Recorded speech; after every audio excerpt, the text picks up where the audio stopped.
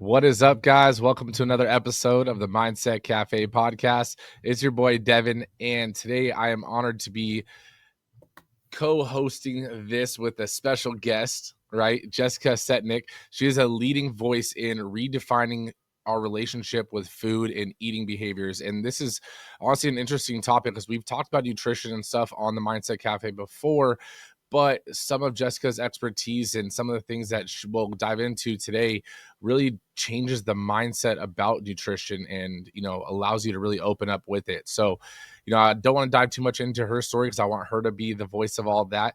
But, without further ado, Jessica, thank you so much for taking the time out of your day to hop on. I am delighted to be here, and you already have me super enthusiastic because I do a lot of podcast interviews and not everyone gets it. And I can tell you already get it without me even saying anything. So no, thank you so much. And I mean, before we get diving into the nutrition and everything like that, I always like to start with, your backstory, and not from a professional standpoint, but what was your childhood bring up? What was your, childhood like? And then we kind of transition into, where we're at today. So, you want to do some therapy? Got it. Okay. So, my childhood, I can tell you, I have lots of mixed feelings about it. My dad was an entrepreneur, my mom was a librarian. And so, and my dad, by the way, was super smart. He had to drop out of school. Cough coming. He had to drop out of school at 12 when his dad died to support his family. And then later in his 20s, he took the GED, put himself through college with scholarships, and went and got an MBA at MIT. So, super smart person. So, both of these people, whenever you would ask a question, like you just thought you were asking, like, how do you spell New Hampshire? The encyclopedias would come out, and you'd be like, oh my God, I only wanted to know how to spell it. So we kind of learned how to do research and how to think critically. It was really ingrained at a really young age. And so when I went to school, I didn't know what I wanted to do to college. I didn't know what I wanted to do, but I just thought for sure I'd be an entrepreneur and a CEO. And then when I found out you have to start at the bottom, I was kind of like, wah, wah, let's think about something else.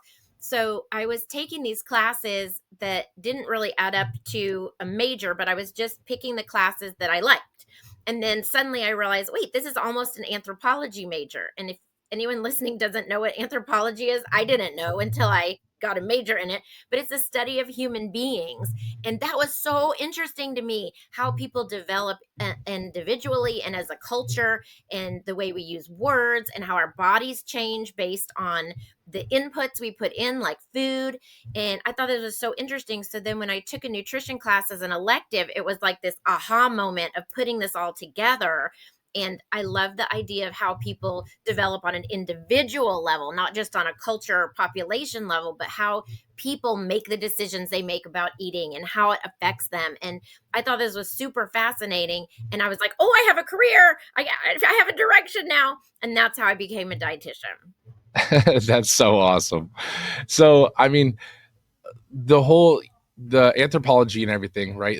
That is so interesting. It was, kind of how I went about college as well. So that's the funny thing. I didn't go to anthropology, but I went to kinesiology, and that was from Mhm. starting as a business management major, not knowing what I wanted to do.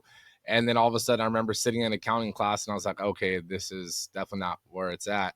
And then, I was working as a personal trainer, and I was like, wait, I can get a degree in this. This is way more fun learning about how the body moves and everything. So it's so cool to hear someone similar story like that. And Yeah. so Well, and we have something in common. Uh-oh, we're freezing. I'll go Uh-oh, for no, we're back. Okay. yeah, So we're not live, right? We're just recording. yep. Okay, great.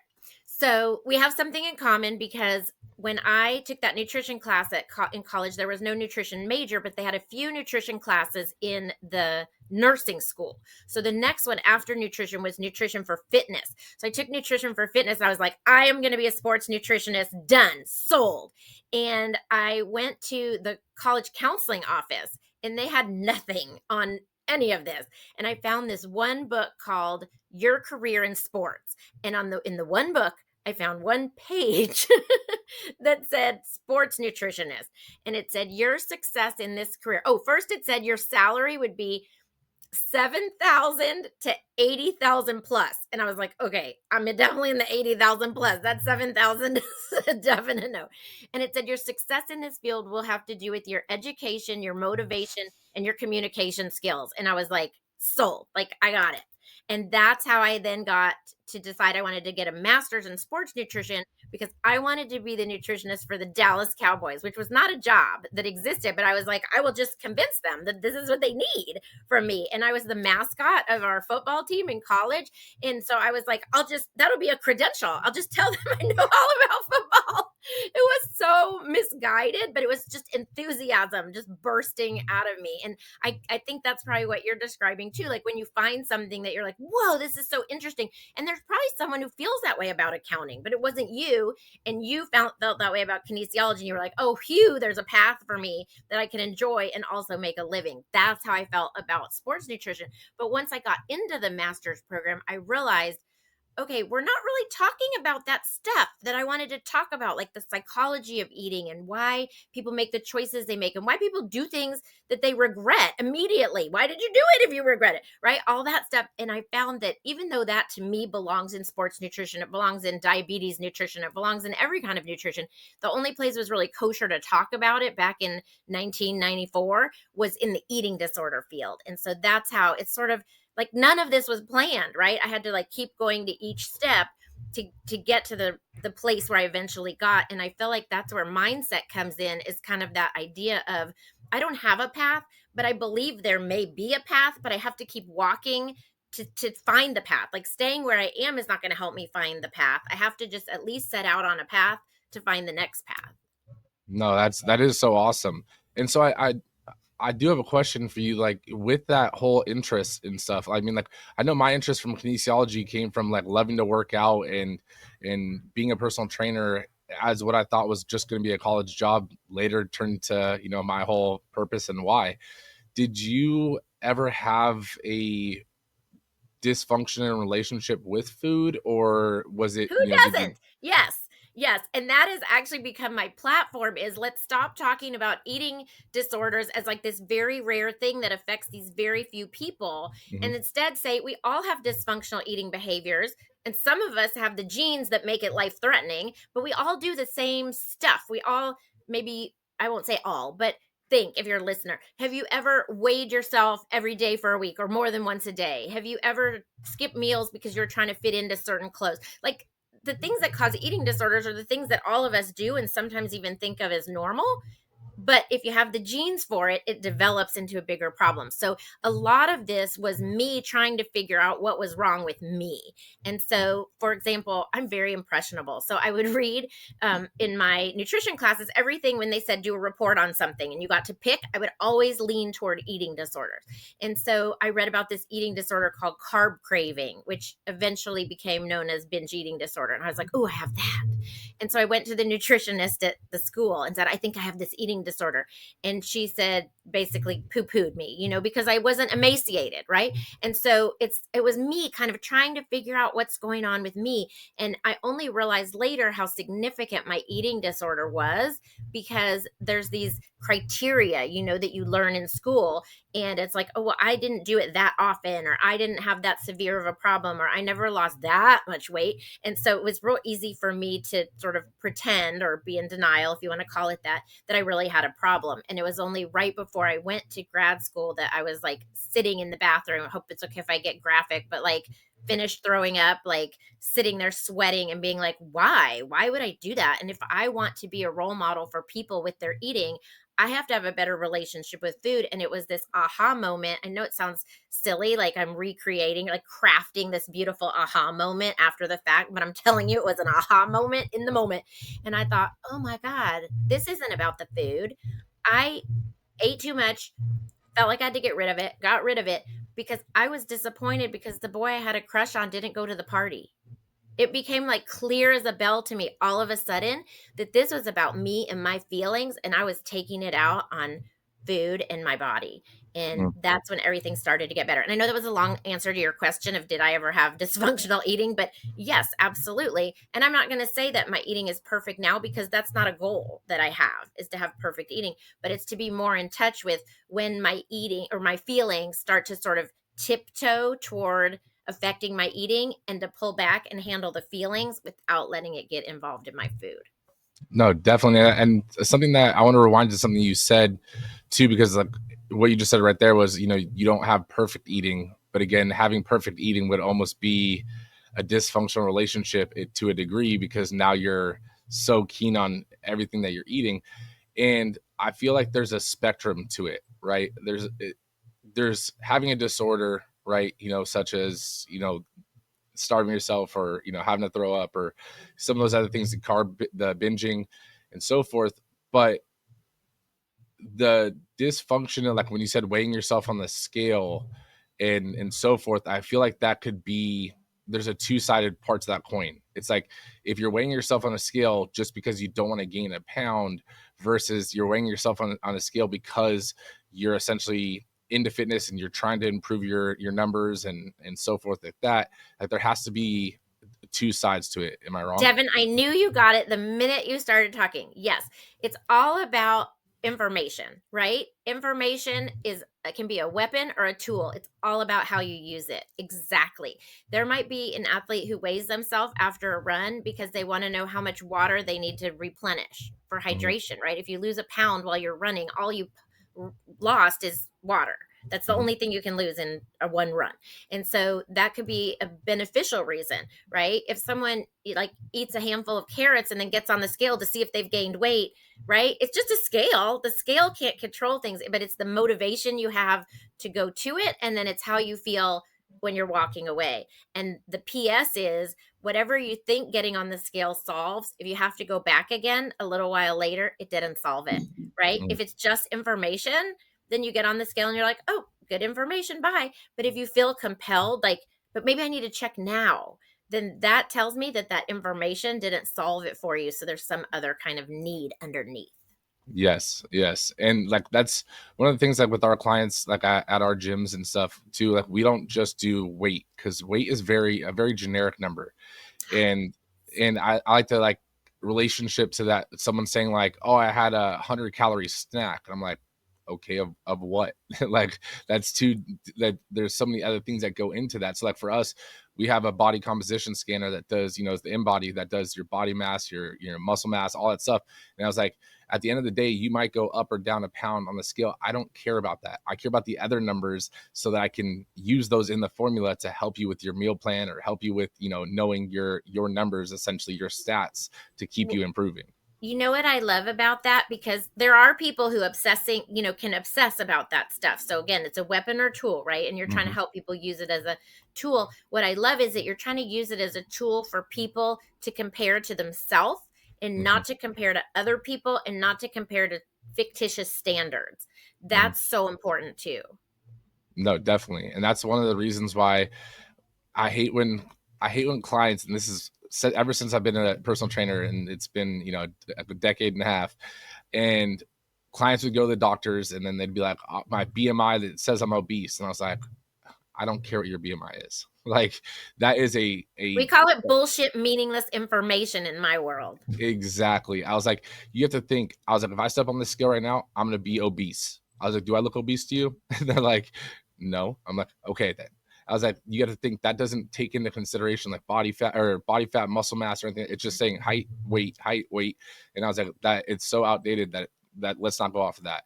But Yeah, I even love, the word obesity is outdated. There are people who are bigger and that's just normal for them and there's nothing wrong with it. no, yeah. I mean, There's nothing wrong with anyone who's bigger. But obesity is such a I don't know, such a label. I hate putting people in boxes. no, definitely. I mean, you have to love where you're at, and you have to appreciate where you're at. But main thing is that, are you living the life that you want? Are you happy with what you're doing, and so forth, right? I knew we Um, were soulmates. Yes. That is a happily married woman. same here, except man. Um, so I do want to dive into the mindset, the psychology of it, because that's super interesting to me, right? How, especially with, I know at least like one of the basic, answers would be social media and pressures like that. But how does one start to get out of essentially that trap that social media or magazines or news starts to create, that you have to look like this to be, good looking or be great. Yeah, so it's really complicated, as you know, because, all of this was going on before social media, but social media brings it to you like 24/7. Like with a magazine, you'd have to at least go to the store and buy a magazine. And with, the way TV used to be, it was like shows were on and then they weren't on anymore. And now it's like 24/7, you can get all the information you want, Hmm. and or all the imagery, etc.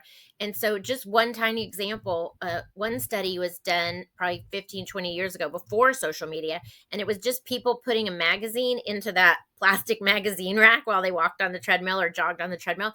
And it showed that people who looked at like a nature magazine had all these good chemicals in their body. People who looked at a fitness magazine and were looking at pictures, imagery of, super fit people, they didn't have those same effects. They didn't feel like that elevated mood when they got off the treadmill. It totally ruined it for them. And so I feel like that's kind of what social media is doing, is sort of ruining our ability to be happy with what's going on in our own lives, because we're just constantly comparing, comparing, comparing. And this is going to sound super weird, okay? But let's go back to ancient history. For a long time, people didn't have the ability to see what they looked like. Okay. I Mm. mean, maybe they could like look down into a pool of water and see sort of a, ripply reflection, or maybe they had like a shiny piece of metal that they could sort of look in and see what they look like. But people were not as able to see there were no photographs, right? There was no such thing as mirrors. So our brains have not developed to absorb all this information about even ourselves and then compare it to other people. So it's very confusing. It's almost like hearing your own voice. For most of history, people only heard their voice as spoken. They couldn't hear a recording of their voice. So our brains have not developed to adapt to hearing our own voice. So lots of people hate hearing their voice when they hear it recorded, because we don't have the ability to process it correctly. And I think maybe it's the same thing with the way we look. We are bombarded all the time with photos of ourselves, selfies, and all kinds of imagery of ourselves, and we don't really have the tools to process it correctly and say that's not really me, that's a two-dimensional image of me or a snapshot of me in time. And so that's where I feel like things get really muddied with social media, because it's not just seeing pictures of others, it's seeing pictures of ourselves. And then we're not only comparing ourselves to others, we're comparing ourselves to the bad angle. If you happen to have the bad luck to be the person on the end and your arm is like the closest to the camera and it looks giant, you can make up all kinds of stuff based on this imagery. So I would say yes to social media, but I would say social media, it's because it exacerbates the amount of imagery coming in for us.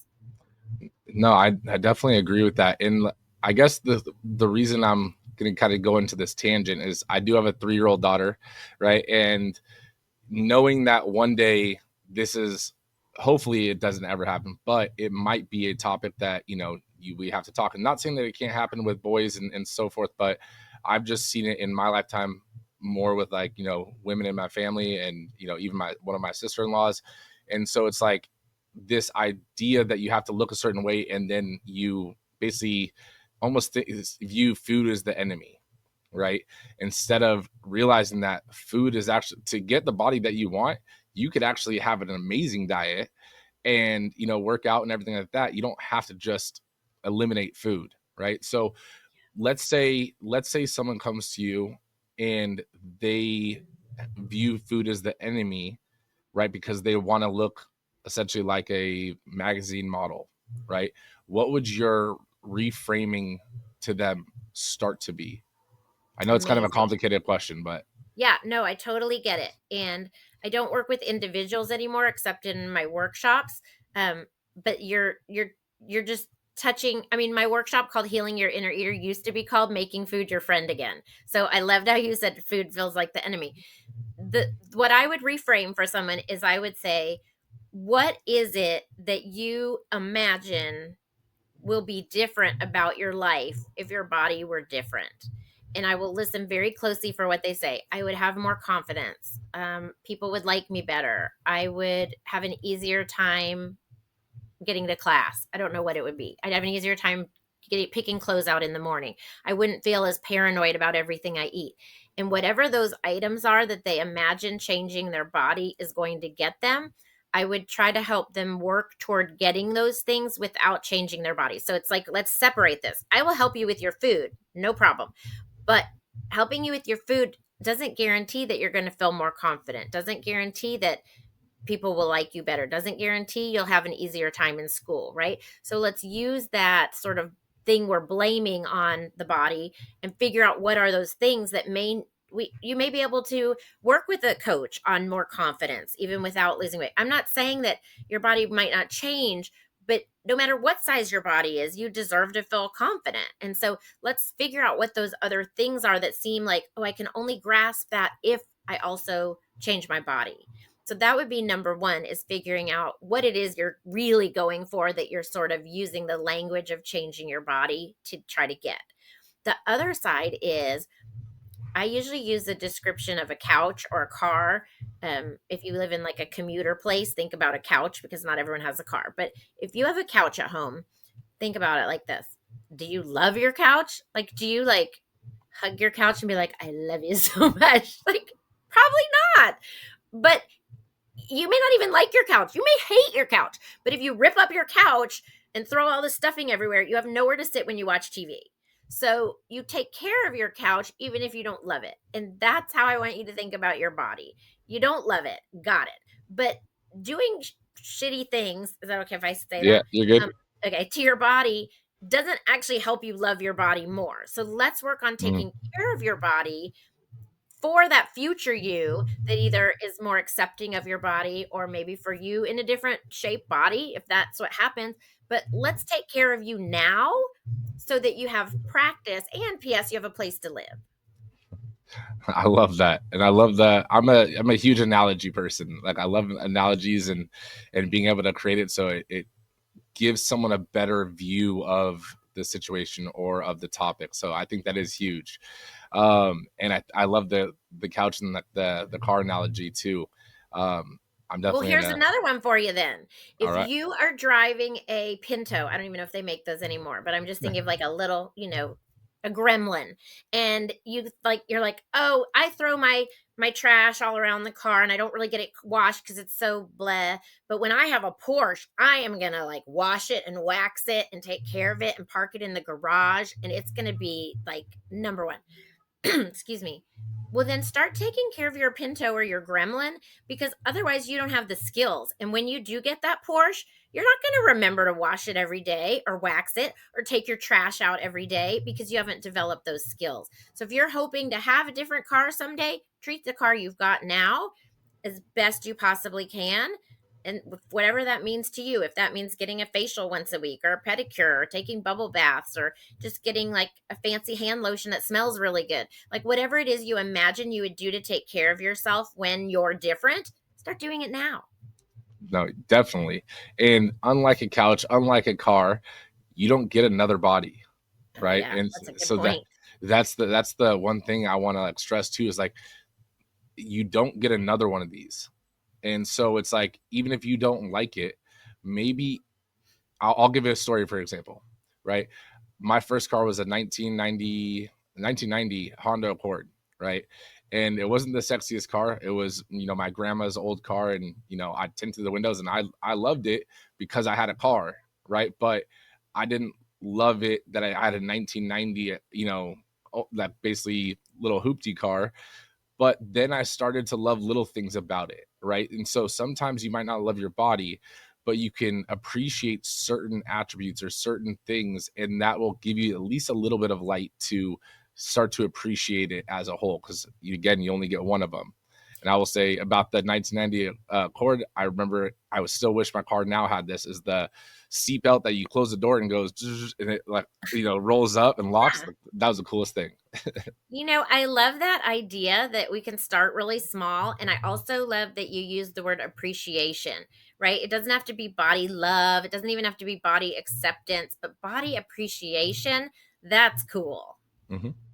Yeah, I mean, it doesn't you don't need to enjoy everything, but if you can appreciate it and be grateful, because some people don't have what you have and they wish they could have the body you had, You right? know what I really appreciate is when I get like, I don't know, I'm always having little accidents and cutting myself with just in the kitchen and stuff like that, I'm always really amazed that my body can heal. Like when I see a scab form and then it gets smaller, like stuff like that, I feel like everyone has that, but we overlook it as so little or minute. And really, healing is even an amazing thing. I know it's not about how your body looks, but it's something that maybe if someone could start really small if they need to and just appreciate that tiny thing that your body can heal a paper cut. That's weird. I Yeah. don't know how it works, but it No, happens. yeah, there's no right way or wrong way to what to appreciate and what not to appreciate. It's what can you start appreciating? What can you have I love gratitude that. for now? And then it will build, because the more you start to have a gratitude mindset, or at least a view of gratitude or appreciation, that light starts to brighten and brighten and brighten, and then you start to view other things. My saying I always go to is, how you do one thing is how you do everything. So if you can start appreciating something, you'll start being more appreciative of a lot of things, and over time those little things start to compound, and then you won't even notice it, and all of a sudden looking back, you're like, wow, I'm surprised I didn't appreciate all these things. I love that idea. I think of it like when I'm trying to ask someone to kind of change a habit, it's like a super highway. Like I live in Dallas, so let's say I'm driving to Houston, I go 85, whatever the speed limit is, plus like 5 or 10, right? I don't know how many exits there are from Dallas to Houston. If you ask me how many exit ramps, I have no idea. But if you ask me to drive 35 miles an hour down the highway, I could probably pick them out. I probably also get crashed into. So a middle ground is sort of like, hey, how about trying to notice 3 exits on the highway, right? Mhm. And that's the way you sort of start to build, and then you're able to sort of build that skill. And I think that's the same thing you're saying, is that if you can start small and appreciate one thing or 2 things or 3 things, it doesn't turn you into someone overnight who like walks around like, I love my body. Like who does that? But it gets you sort of in that right direction, so the momentum starts to build, and it somehow becomes sort of automatic. And here's the thing, you probably know this, maybe you don't, I don't know, I didn't know it, but when you actually change those habits, you're actually changing neural pathways in your brain. So at first it's really hard to do, and then it does actually become more automatic. It's like tying your shoe. Like when you learn to tie your shoe, I don't know, there's a lot of velcro now, but if you learn to tie your shoe, it's like loop, loop, oops, start again. And now you can probably tie your shoes with your eyes closed, but it's not because tying your shoe became easier. It's because your skills got better. So I love that mindset of working on your skills, even though it feels awkward and weird at first, because it just takes time. No one learns Mandarin Chinese in one day. You just have to keep practicing, and then it becomes more innate. Absolutely. Yeah, Yes. You're on the same ex- page. exactly. So I do want to kind of take a pivot and go into what roles, or yeah, I get, what role does this like diet culture or this diet fads in societal expectations play in unhealthy eating habits? It's enormous. It's like we're all swimming in this ocean, and no matter how sort of pure, I don't know, that's not quite the right word, I'll use safe, no matter how safe we make our own home, where everyone is accepted, everybody is beautiful, everyone is loved and safe, everyone gets nourished when their body needs it, all of that, you still walk out into the world and you get sort of drowned with this diet culture everywhere, and it's really hard to keep that north star, let's call it, or keep that direction that you even, and you talked about your daughter, everything that you're trying to give her, excuse me, everything that you're trying to give her, there's that danger that it all just gets flooded away when she leaves home. And so the best defense against that is to speak it and to say, in our house, everybody's body is beautiful, appreciated. We love each other. We talk kindly to each other. We talk kindly to ourselves. Everyone's safe having feelings. But there's other places where that's not always true. And so if you are ever anywhere and you feel unsafe, or someone is commenting negatively on your body, or you don't feel good about yourself, I want you to tell me about it so we can talk through it together. And that's the only way to make it okay. You can't pretend that it's not out there. You also want to try not to bring it into your own home. If it does come into your own home in the form of a TV show or social media or something like that, how powerful is it to sit there and scroll through social media with your kid and say, I'm just curious. Show me the things that you like to look at. I'll show you the things that I like to look at, and just have a conversation. I keep pausing when I have a cough because I assume you're going to edit it out or You someone's going got to. you. You're good. You got you. Okay. So that's the idea, is to give your daughter sort of the skills by her hearing you discuss it, not you saying, commenting on other people's food or weight or bodies, but when you hear that happen, to say something like, oh, that's not how we talk about food in our family, or oh, that's not how we talk about bodies in our family. In our family, we believe this and this, so that she can carry that out in the world and know that other people may feel differently, just like other people may feel differently about all kinds of things. But she has that sort of strong roots at home where she can come back with her questions of, why did this person do this, or blah blah blah, whatever it is. You're giving her a good root, but also being aware that there's a lot out there that's going to influence her, and you want your home to be a safe place to talk about it. No, definitely. And that kind of goes into the next like question I wanted to ask too, because I mean, there's creating a safe space. There's, showing how you can appreciate, like we were just talking about. But is there anything that we can do to essentially help teach healthy eating behaviors?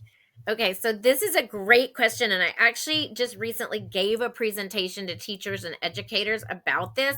It's really the opposite of what you think, because our instinct is to teach kids about nutrition, like you just said, to teach kids about carbs and fats and processed foods and all this stuff. And all of that is just vomiting our issues onto kids. It is totally age inappropriate for them. How old did you say your daughter is? She's 3. Okay. So perfect example. Your daughter at 3, this is what she needs to know. Stop on red, green, go on green. Like, you don't tell her, sometimes when the light's been red for a while and no one else is coming, I go.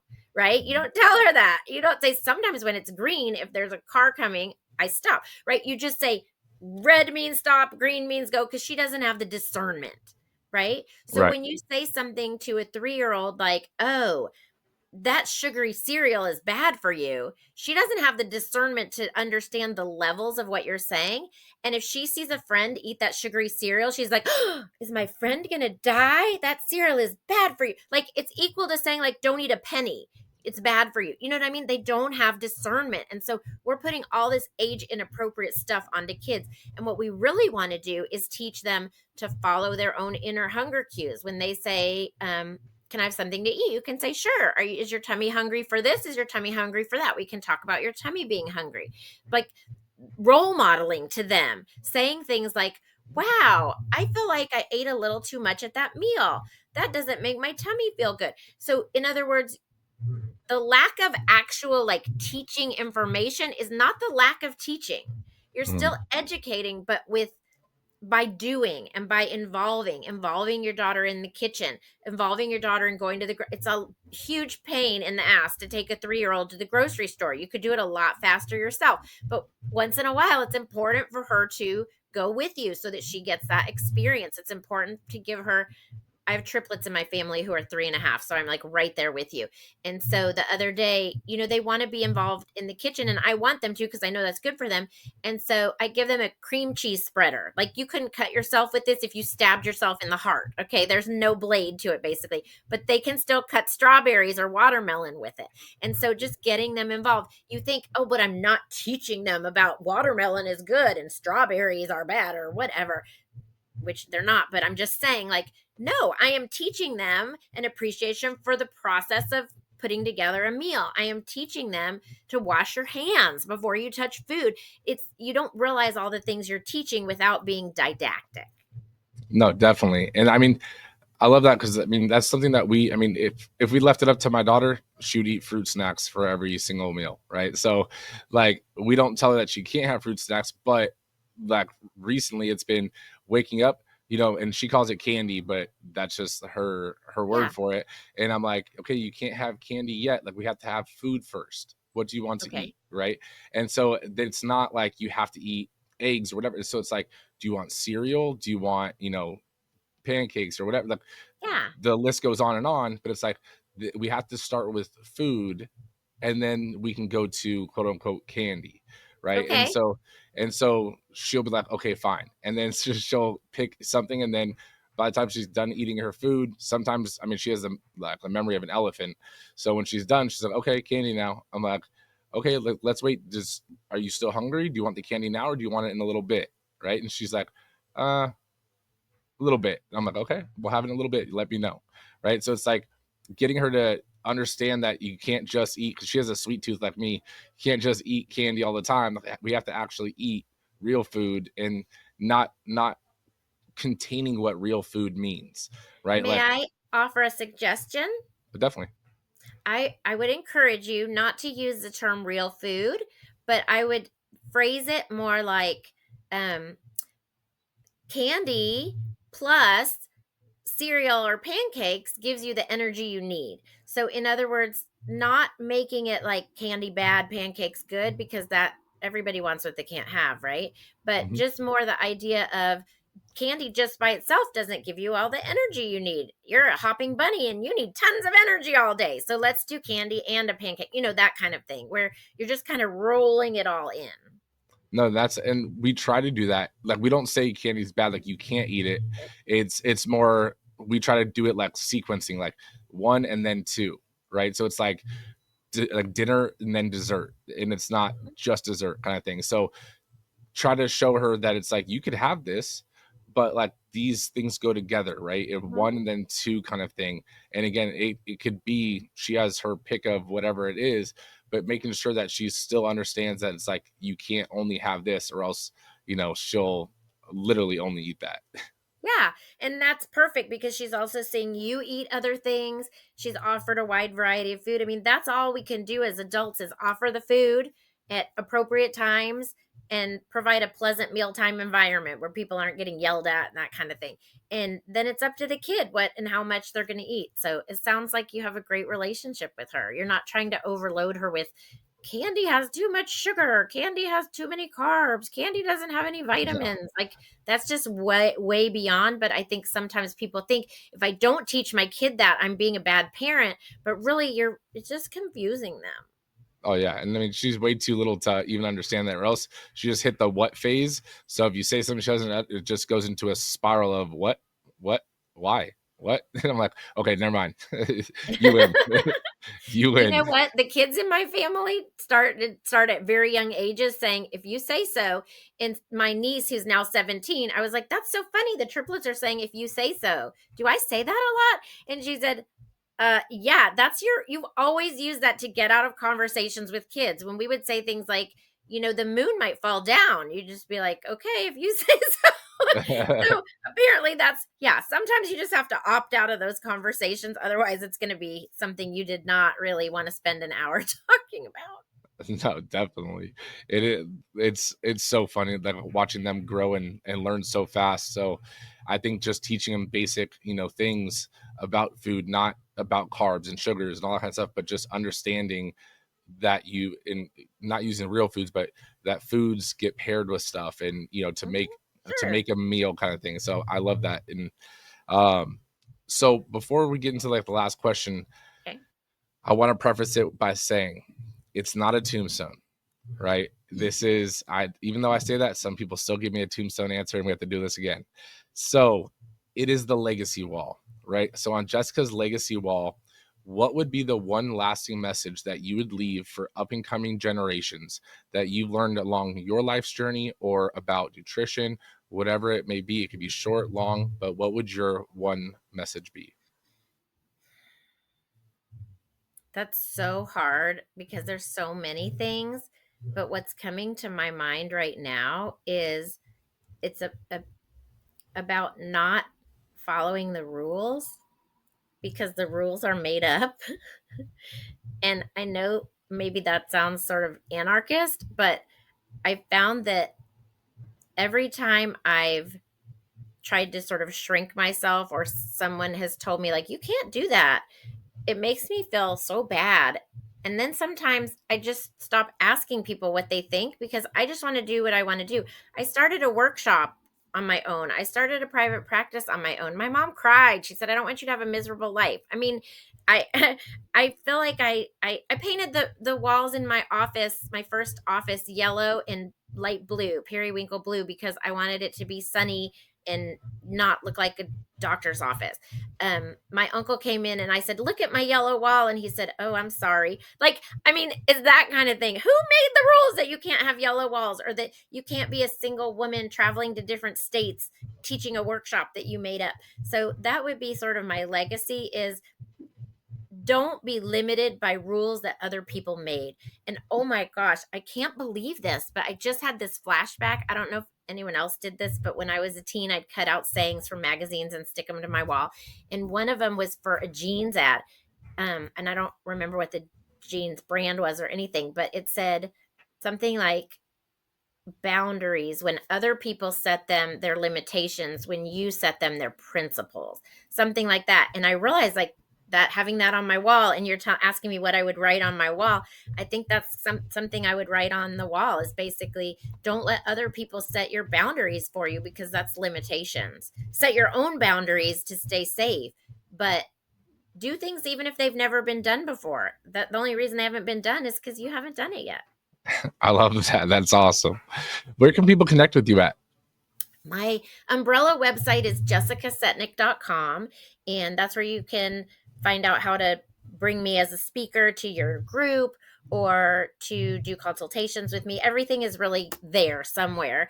And then there's also a page called Free Resources, which is tons of articles I've written and podcast interviews and presentations I've given that anyone can access if they want to hear more.